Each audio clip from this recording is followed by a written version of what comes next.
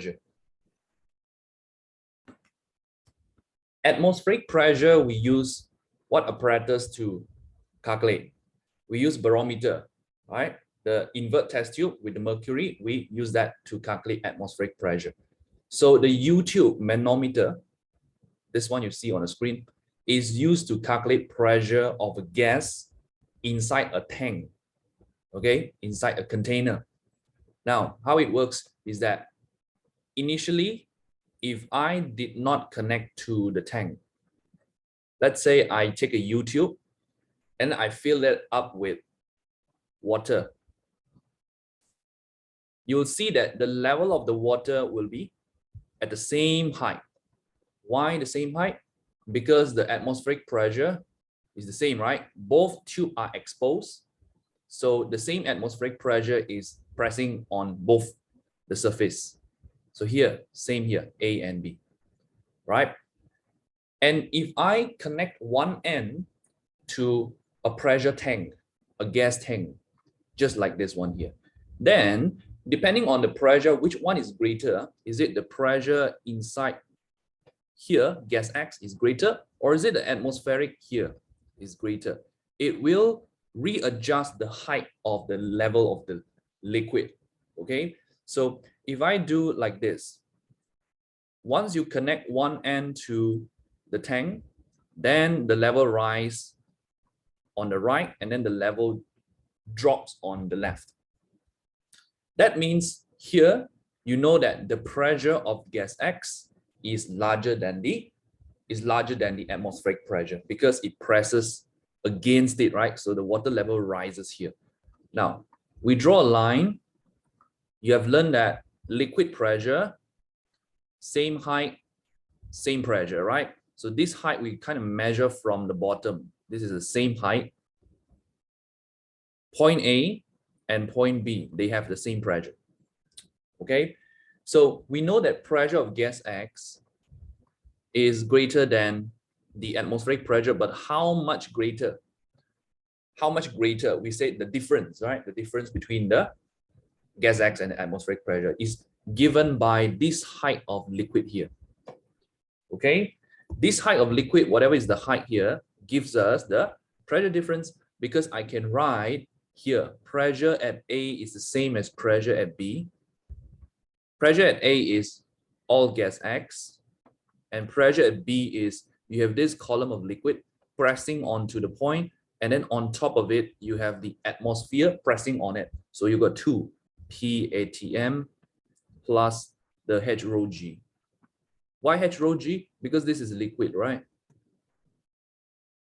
Okay, so you need the height, whatever is the height here, you need the height, and then you need the density. The G is already a fixed number. Then you can calculate what is the pressure of gas X. So this is 1 times 10 power of 5. We all do Pascal here. Whenever you do the H rho G calculation, you get Pascal. Okay, so here, 18.4 cm. Okay, we are using H2O, water. Density is 1000. So here plus, convert to meter, 0.184. Then times 1000 times 10. Okay, we do 10. So pressure of gas X, 1. Add 2. So we get 101,840. What is the unit? Pascal. If the question wants you to find the pressure of gas X in terms of, okay, in terms of the millimeter Hg, all right, in this case, we are using water, right? So if we use water, I can also say that this pressure of gas X is equals to ATM plus H rho G, right? Okay, this one I changed to, let me write it here. Px equals to PATM plus PH2O.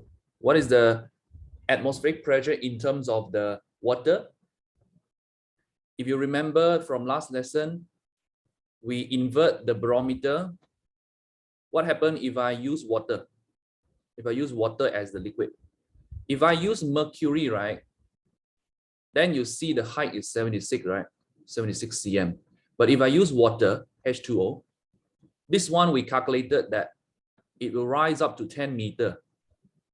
So high, 10 meter. That is when we use water, right? So the pressure of atmospheric in terms of meter water, I can say it's 10 meter H2O, right? Because if I use water, the height is 10 meter. So 10 meter H2O, that's how you get the 76 cm Hg as well. That's how you get this. We just use this water. So plus the H2O, that this one we can say 0.184 meter H2O. Then you add it up, we get 10.184 meter H2O. This is if the question wants you to put it in meter H2O. Okay, now normally the YouTube manometer, we use water instead of mercury. Why? Because water has a lower density, it is lighter, so when the pressure press on it, the height will be more. The rise in the height, the difference in the height will be more than if you were to use mercury. If you use mercury, the same pressure is pressing on both the liquid, water and mercury. The mercury is going to rise only a little bit. The water is going to rise more. So why do we need more? Because we can calculate the change in the length. We can calculate smaller changes in the length. In other words, I can increase the sensitivity of the apparatus.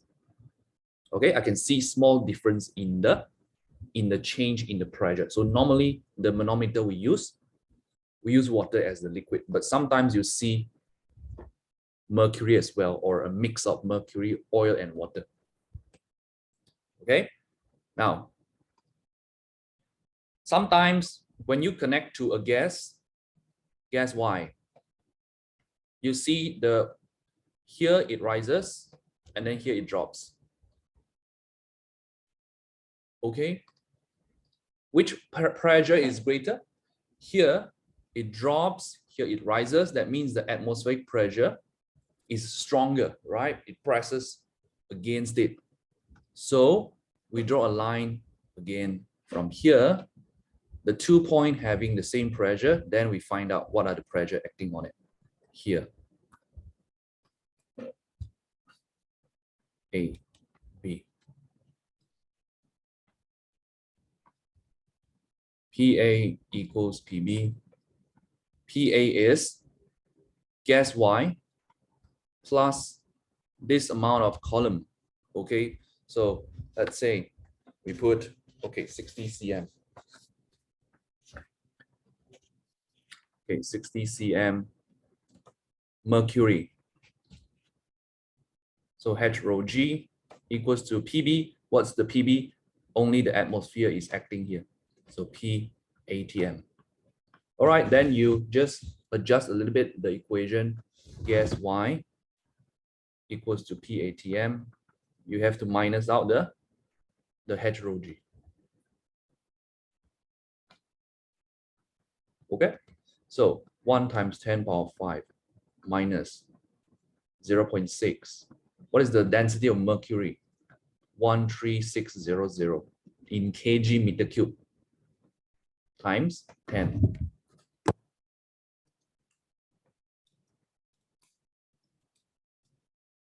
Okay, what do we get? This one is 18400 Pascal. Pressure gas Y in Pascal. If I want in cmHg, okay, we take the same equation. We just change in terms of Pascal, we use cmHg. So I write it here, P gas Y equals to, ATM is what? In cmHg, 76 cm Hg plus, minus this one, the column here. So that is 60 cm Hg equals to 16 cm Hg. That is the gas pressure. Of course, you have to make sure that you're using mercury as a liquid. Then only you can use the Hg.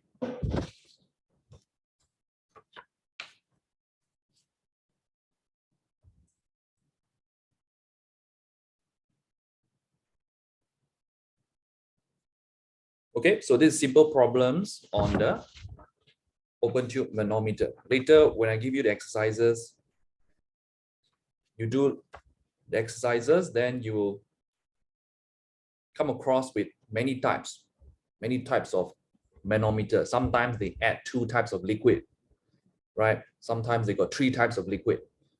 So, but the principle, the way you calculate it is still the same. Okay, we will look at a few questions later. Now, sometimes also the question they ask, calculate the gauge pressure. Gauge pressure, what is it? Okay, find the gauge pressure of this thing. Now, the gauge pressure is the difference between the atmospheric and the P gas and the gas pressure. Okay, if I say find the gauge pressure, that means it is the difference between gas Y and the atmospheric pressure. How do we find it? We always take the gas minus the atmospheric. It must be gas first, gas minus atmospheric. Okay, what is the pressure of our gas? Here, 18400 Pascal. Our atmospheric is 1 times 10 power of 5. So 18400 minus 1 times 10 power of 5. What do we get? Minus, right? We get a minus. So we get a minus 81600 Pascal. This is our answer. Gauge pressure. It has a negative sign. What does the negative sign mean? This negative sign means that your gas pressure is below the atmospheric.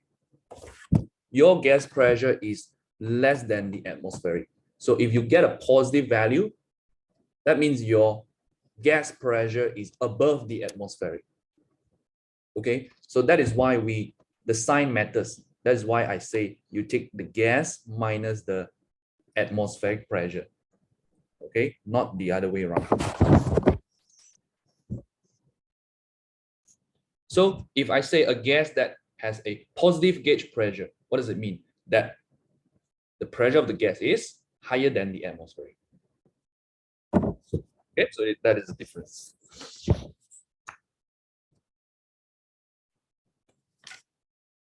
Okay, I give you 1 to 2 minutes. We go to the next slide.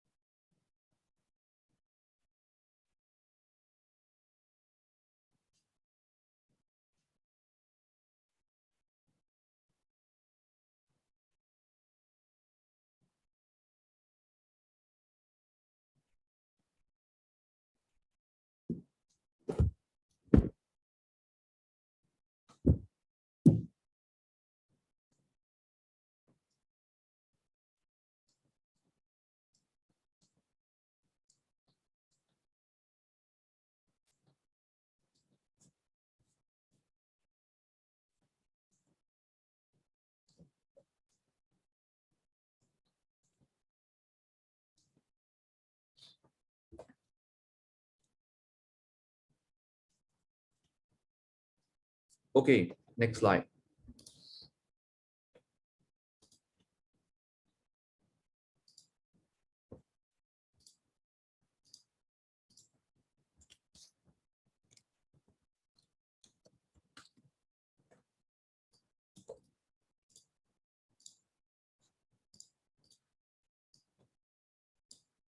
Now, next one, we look at capillary tube. What is a capillary tube? Capillary tube is like a small tube with very small diameter. You can think of it like a hose, a very thin hose. Okay, like this. The tube has a very small diameter, because sometimes you see if you take the very small hose and then you let water flow through it, and then when you turn off the tap, then you will see there are water droplets stuck inside. Okay, the water droplets like stuck somewhere in the middle, then it cannot come out like that. And then sometimes you see here also got, right? Especially for the small diameter hose. Okay, there are some hose that in the laboratory where they use very, very small diameter, so small. Okay, like the needle, the opening is like the needle. Okay, so small. Okay, so this is, we say, capillary tube. Now, in all capillary tube, you will see that there are droplets stuck in between. Is because of what? Part of the reason is because of friction with the wall of the tube. Okay, the friction with the walls, and other reason is also because of the pressure. Okay, we look at how does the pressure behave for a capillary tube. Okay, so we take three positions. All right, we take three positions. First position is the tube is horizontal. Okay, we take like this, and we are going to take one end of the tube close like that. Okay, so this is open on the left end. Let's say we have a liquid droplet here in the middle as mercury and certain length h. Now, inside the closed end, you have air, right? You have air, you have molecules. So it has a certain pressure, P gas. And then on the left side, you have atmospheric, because it's open. Okay, when the capillary tube is put horizontal, the weight of the mercury does not affect anything because the weight is pointing downward, right? That means the weight of the molecule, the weight of the mercury does not give any pressure. So the left pressure on the left will balance with the pressure on the right. The pressure of the mercury is irrelevant, okay? The effect is zero. So in this position, right, we say that the pressure of the ATM is going to be equal to the pressure of the gas, because the droplet is not moving left or right. It's just staying there, right? So the forces are balanced. Forces are balanced, pressure is balanced here. So I can write P ATM equals to P gas. Okay, so if the question asks you, what is the pressure of the gas inside here? Okay, so pressure of the gas is equal to pressure ATM, that's 1 times 10 power 5 Pascal. That's your answer. Now, in the second arrangement, when I put the tube like this, vertical, and the opening is facing upward, okay, and then our mercury is stuck here, right? So we have a gas underneath, and then we have atmospheric above. Okay, let's analyze the pressure. We draw a line. Because this one, the mercury droplet staying up here, that means the pressure must be balanced somewhere, right? It must be balanced somewhere. Okay, where is the balancing point? The balancing point is over here. If I draw a line just below the droplet, this line here, let's call it A. The pressure from the gas that is pressing upward is balanced by the pressure from the atmosphere and also the pressure from the mercury drop. P, this is P, and we have the pressure from the gas. Can you write an equation here? Yes, P gas is going to be equal to P ATM plus this one, right? The pressure from the mercury droplet, it has a certain height, correct? It's at a certain height here. So it's liquid. So liquid pressure, we use what? H rho G. H rho G. So the height, we just use the length of the mercury column here. Okay, so that is the balancing point. Now, you might be saying, why, how come the pressure of the gas can push upward like that? Remember, there's one characteristics of pressure. First, same height, same pressure, correct? That's the first one. Number two, what else? Pressure acts in all directions, correct? Pressure acts in all directions. That means not only the pressure press downward, the pressure can also press upward.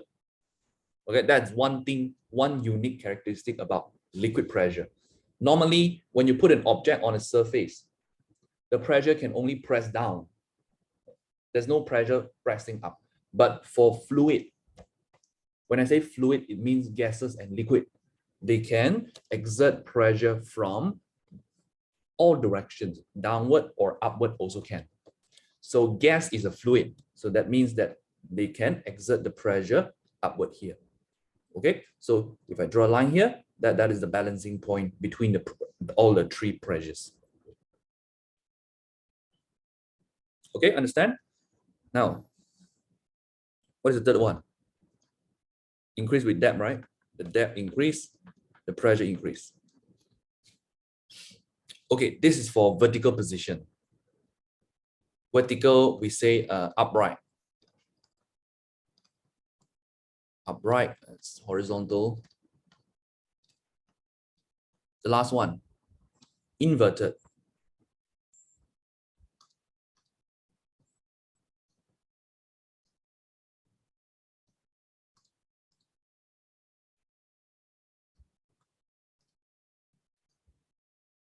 Okay, this. Again, the mercury stuck there. It's not moving, huh? It's not moving. Now, where is the balancing point? Here. I draw a line just under the droplet. Because that is where the weight press down, right? So we pick a point, a line that is under the droplets. Here, at this point, again, I call it point A. Outside atmosphere. Inside, we have the pressure of the gas and also the H rho G, mercury. Okay, so I can write again P ATM equals to P gas plus H rho G. So if I want to calculate the gas pressure, ATM minus H rho G. Okay, what is the H? The H is this column here. Right, so all this is to what? What is our main purpose? We want to find the pressure of the gas. Okay, pressure of the gas, pressure of the gas, pressure of the gas. This is for capillary action. Like air inside the capillary tube, what is the pressure? We find it using this one. Previous one, also gas pressure, but the pressure is more macro, right? It's more the pressure inside a tank or inside a vessel. Okay, so if this is 2 cm, then what is the pressure of the gas?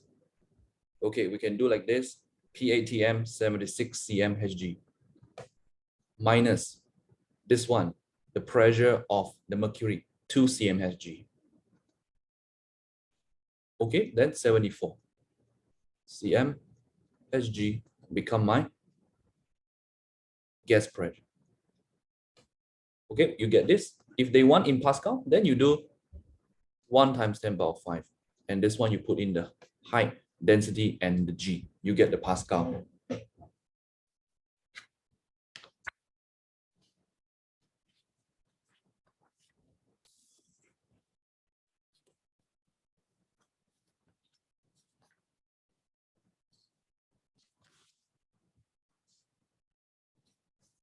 Okay, 1 minute. Then we go. Next one, we will look at the Pascal principle.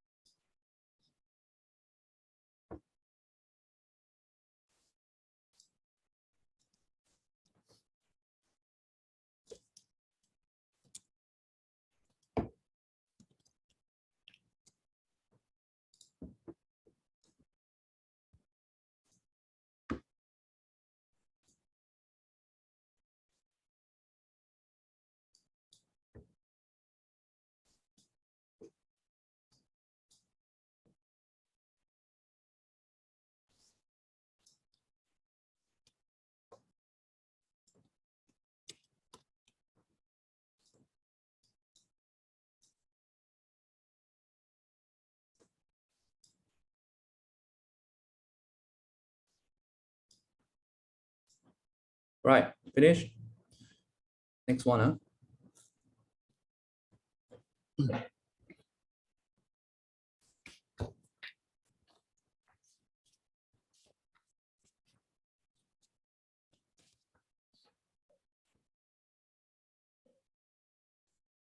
The exercises I give 啊，我给你的那种练习，有问题你可以问我的啊，在 WhatsApp 啊，不要静静啊。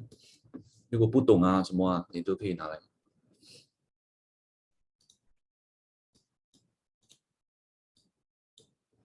Okay, let me go to the next, this one. Right, this.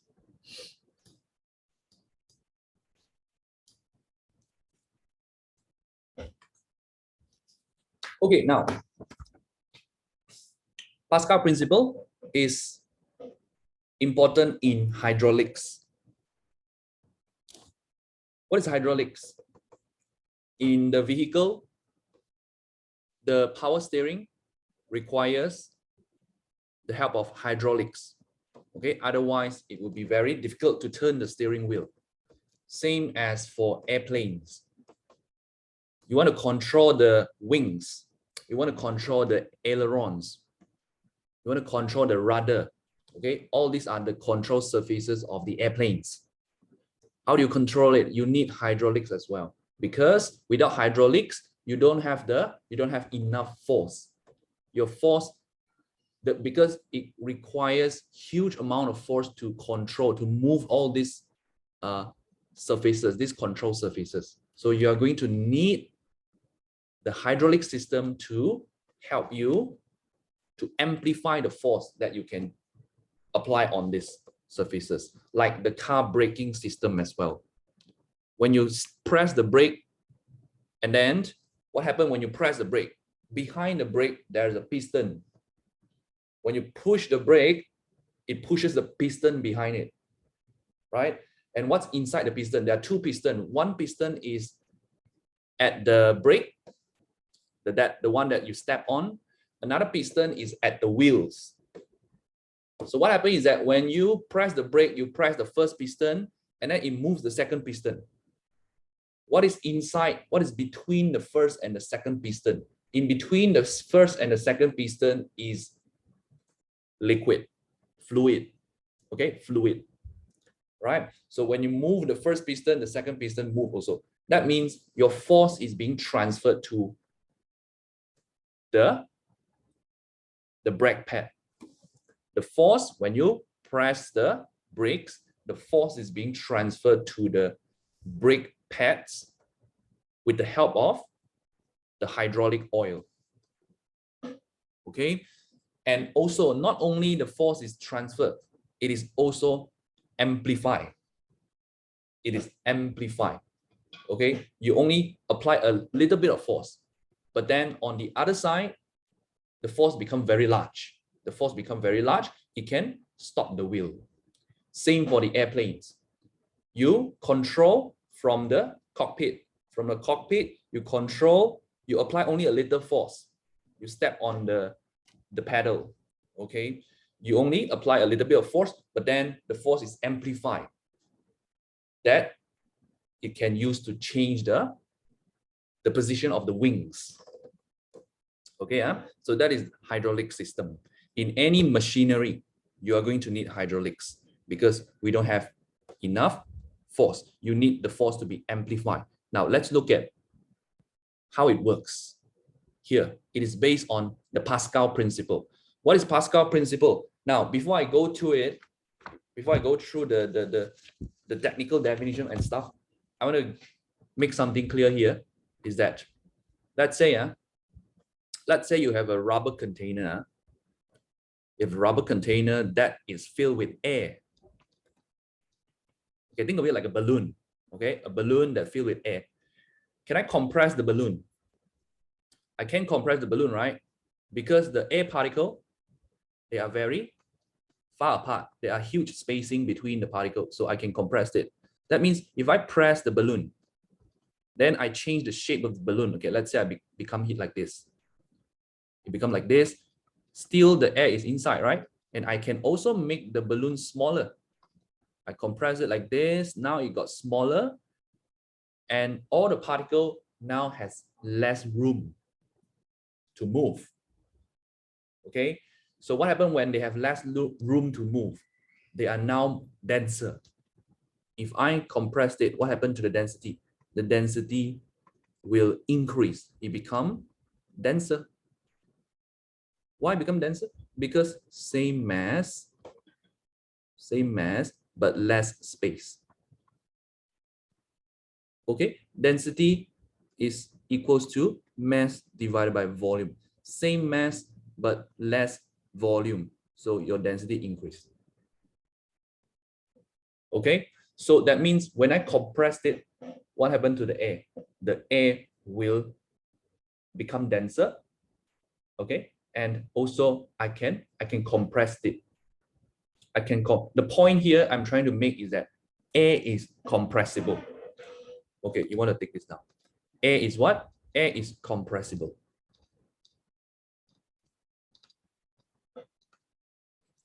It can be pressed. Now, let's imagine now I change this thing to liquid. Okay, liquid. So imagine that I take a rubber container. Now I fill it up with water. When I fill up with water, I fill it fully filled with water. Like there's not even one tiny space. It's full. Okay, full. Now, if I apply a force to press it, will I be able to press it? Answer is no, because liquid is incompressible. Incompressible. You'll find it very, very hard to press it. It cannot be compressed. If it's fully filled, no space inside. Okay, so when you try to press it, you cannot press it. You cannot change the shape of the container. So liquid is incompressible. Why liquid is incompressible? Liquid and solid, they are very close. Solid, the particles are very closely packed, right? Liquid is just a little bit more spacing. They are very close in terms of the spacing. This is closely packed. This is quite closely packed as well. But the particle can move a little bit. Okay, so solid, can you compress solid? If you take a huge block of mass, can you press it? You cannot press it, right? So it is incompressible. Same with liquid, it is incompressible because it is very, very close to each other in terms of the arrangement of particle. But gases is different. Gases is very far, right? Then you can very easily compress it. Okay, so liquid is incompressible. So this characteristic become very useful in hydraulic system.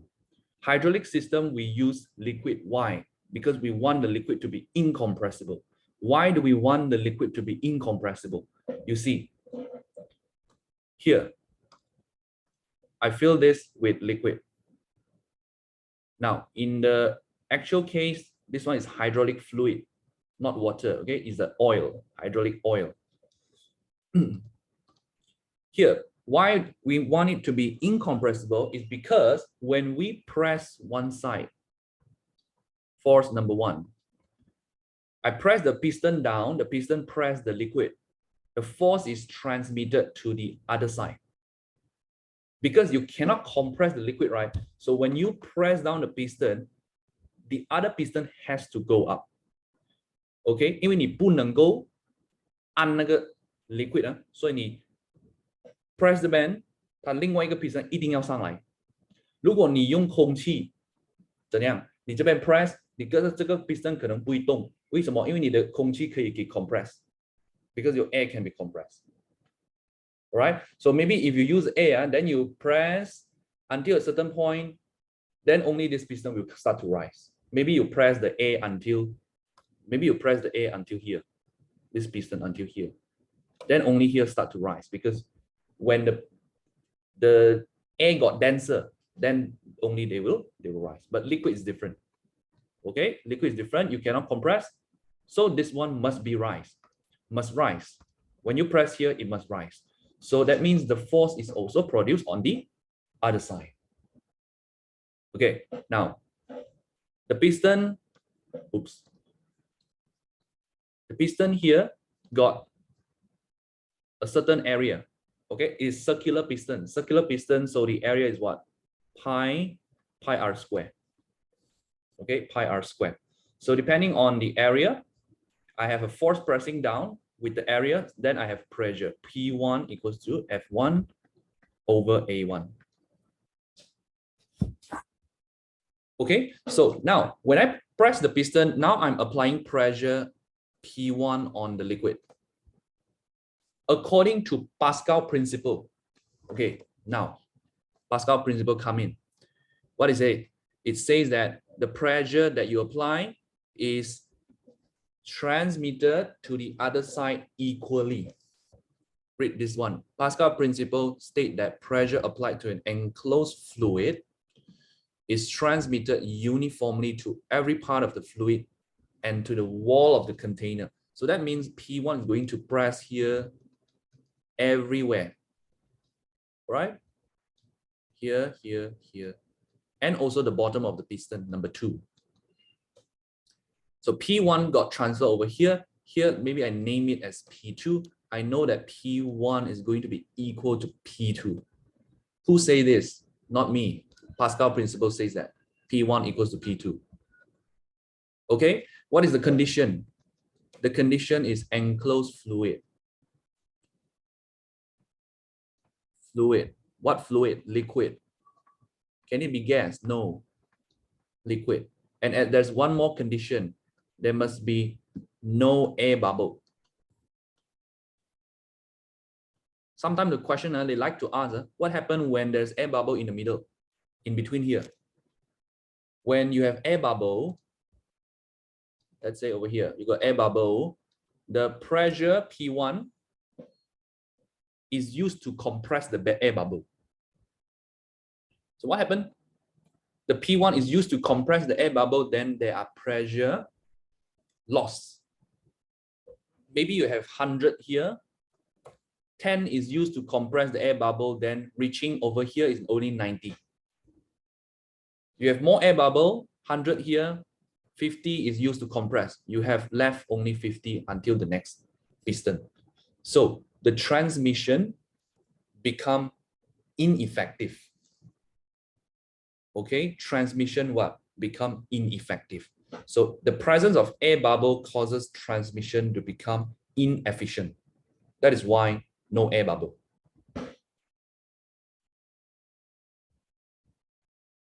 Okay, so we have got this one, P1 equals to P2.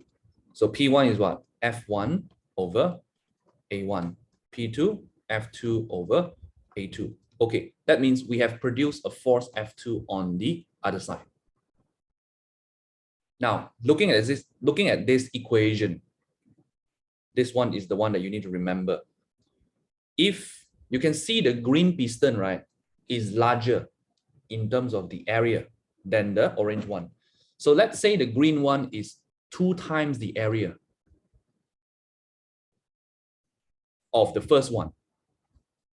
Okay, so let's say I say that A2 is equals to 2A1. Twice the area of the orange one. So if I put in the equation, okay, what do I get? If A2 equals to 2A1, now F1 A1 equals to F2 2A1. Okay, now here 2A1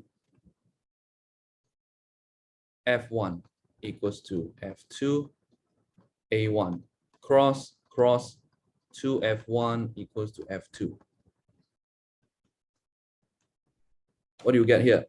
F2 will be equal to twice the force of F1. What does it mean? That means if you press 100 Newton, F2 give you how many?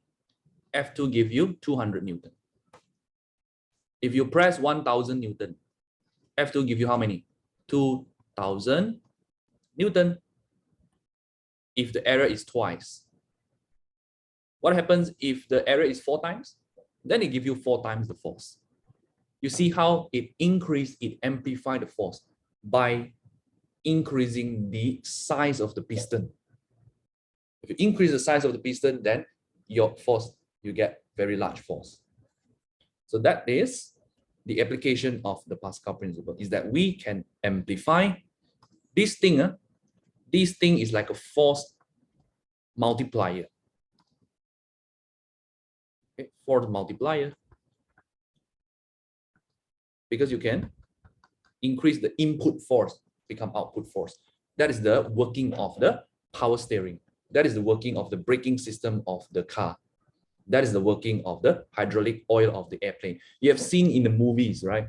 And maybe you have seen the air crash investigation.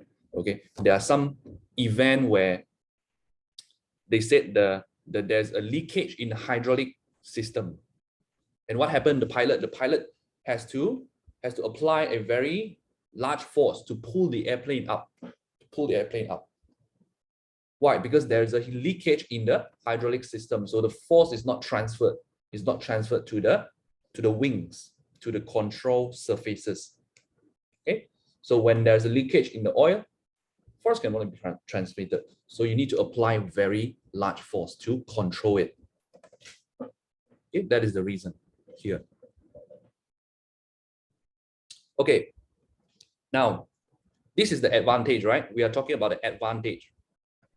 What is the advantage? We can multiply the force. That's a good thing. What is the disadvantage?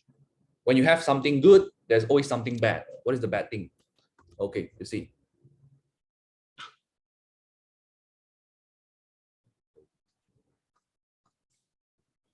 The disadvantage is the work done. Okay, if I look at work done, what is work done?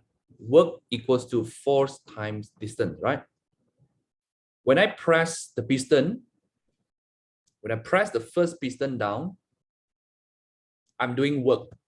Depending on what is the distance it moves, D. And the force I press, F1. So the work done 1 is equals to F1 D1. And the work done on the second piston, W2 is F2 times D2. Work done is energy, the energy that you put in. When I do 100 joule of work, then there is 100 joule of energy being transferred. Energy, if I give it 100, it gets 100. I give it 1,000, it gets 1,000. If I give it 100, it cannot get 150. Has to be exactly 100, right? If I give it 10 joule, it has to be exactly 10 joule it gets. It cannot be 11, it cannot be 9, right? So whatever I give it, that is the one that it receives. It cannot be more or less. That is the conservation of energy. So that means work 1 must be equal to work number 2. Whatever energy I put in, how much? This one is going to get that much. Okay, so put in the equation, F1 times D1 equals to F2 times D2. All right, F1, D1, F2 times D2. Okay, so let's say in this case, what is our force? 200 Newton, right?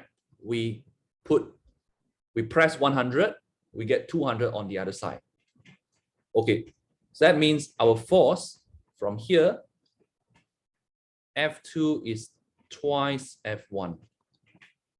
This is from here, right? So I put in the equation, F1 times D1 equals to 2F1 times D2. Cross, D1 equals to 2D2, and D2 equals to D1 divided by 2. This is the D2. Look at the equation. The D2 is what? The D2 is the distance traveled by the second piston, the green one. How far? You can see it is half of D1. That means if you press this one 100 cm downward, how far does this piston rise? 50 cm. If I pressed it down 1000 cm, then it's going to rise only 500 cm. It's become half of the distance traveled. Okay, so that is the disadvantage. You have advantage, you have disadvantage. If I amplify the force by 2 times, like this one, 100 become 200. What happened to my distance? The distance traveled by the piston will become half of the distance that I pressed. Okay? Have you used the hydraulic jack? Okay? Maybe you have used it before, maybe not, but you see the car vehicle break down on the road. What do? You change the tire, you take the hydraulic jack, you jack up the car.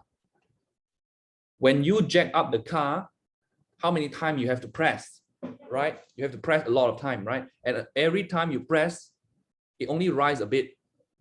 Only rise a bit. You press so many, you have to press so many times that only it rises slowly, and then it rises. That is the reason. I amplify the force, but I have to press more because of the distance is half based on how much you amplify the force. Okay, right? So here, again, recap a little bit. So we got 2 pistons. It all depends on the area. If the area is 2 times of the area of the first piston, then everything is multiplied by 2 times. Force amplified by 2, distance half by 2. But if the area is 3 times, 4 times, 5 times, okay, you can calculate using what? Using our formula here. Okay, what are the formula that you need to remember? This one, this is the first one. This one, F1 over A equals to F2 over A2. Okay, this is the one that you're going to need in calculation. And also you need to remember this one, F1 D1 equals to F2 D2, because the question will ask you to calculate what is the distance moved, okay, or what is the force produced. Okay, 1 and 2.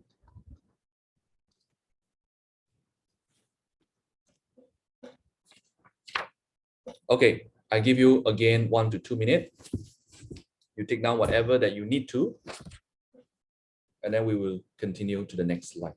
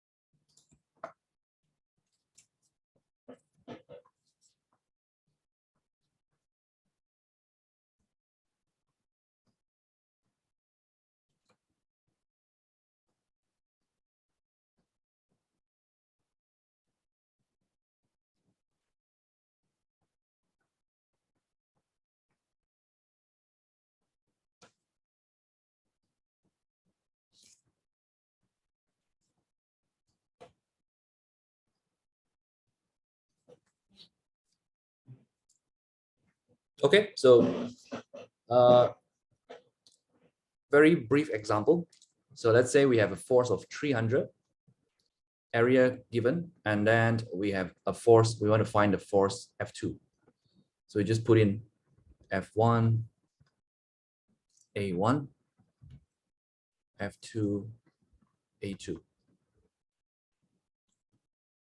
Okay, 300 divided by 0.04 equals to F2 over 0.8.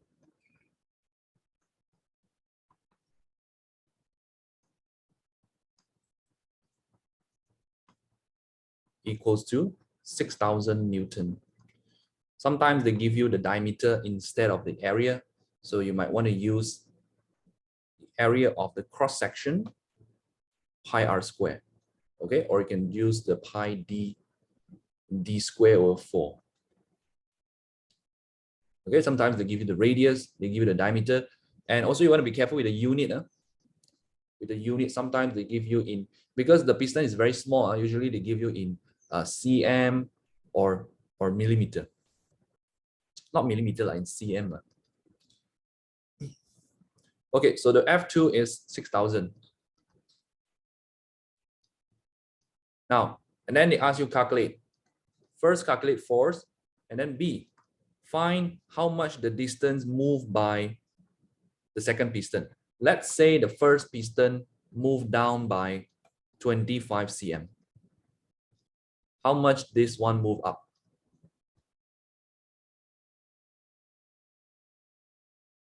Then you calculate the work done. Okay, you know from the formula, work done 1 equals to work done 2. So work done 1 is equals to F1 times D1. 300 times 0.25. This is 75 joule. Okay, 75 is going to be same as W2.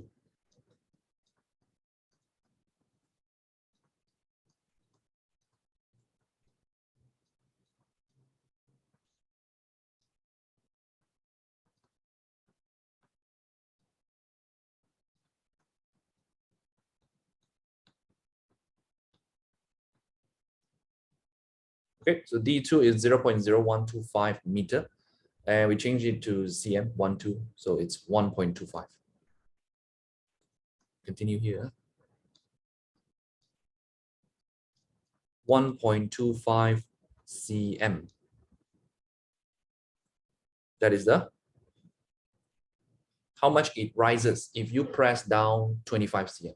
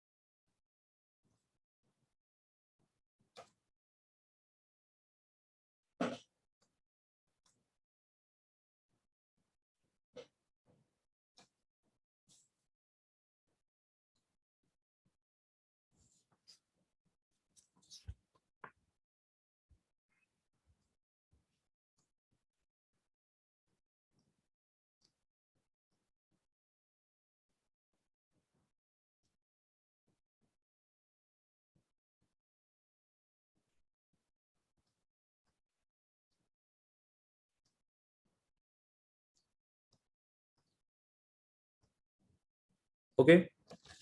Now here's another one example.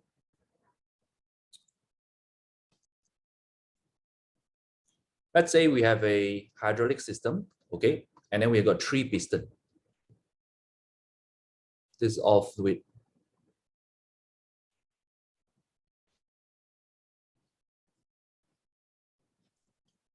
And if I apply a force F on the first piston to keep all this balance like that, and then the question asks you to find which one is the heaviest. Which masses, okay, which masses is the heaviest? Okay, so how do you find this one? Which masses is the heaviest? Okay, then you use the pressure. Okay, so from what we know, pressure equals to F over air. And if you look at the pressure here, is the same, right? Regardless of the area, right? The pressure is acting is the same, because Pascal principle says what?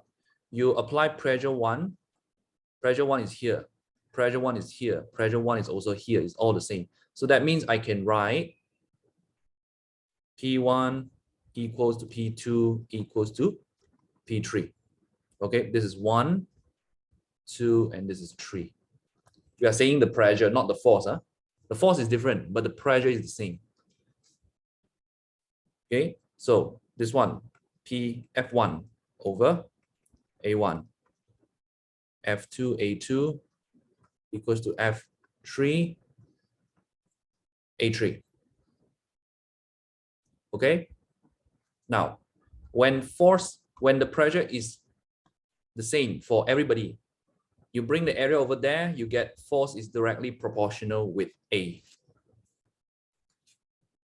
Okay, again, like that. P equals to FA. If this is a constant,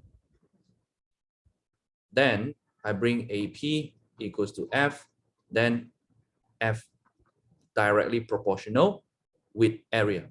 That means for same pressure, if the area is big, the force is big. Okay, for same pressure.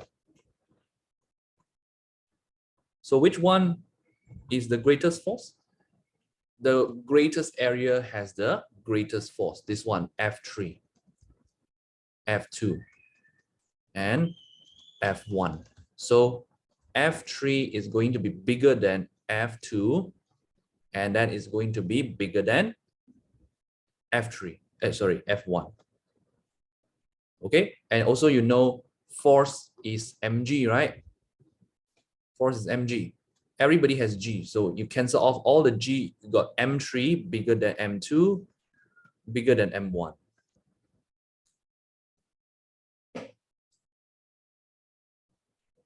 That is the answer.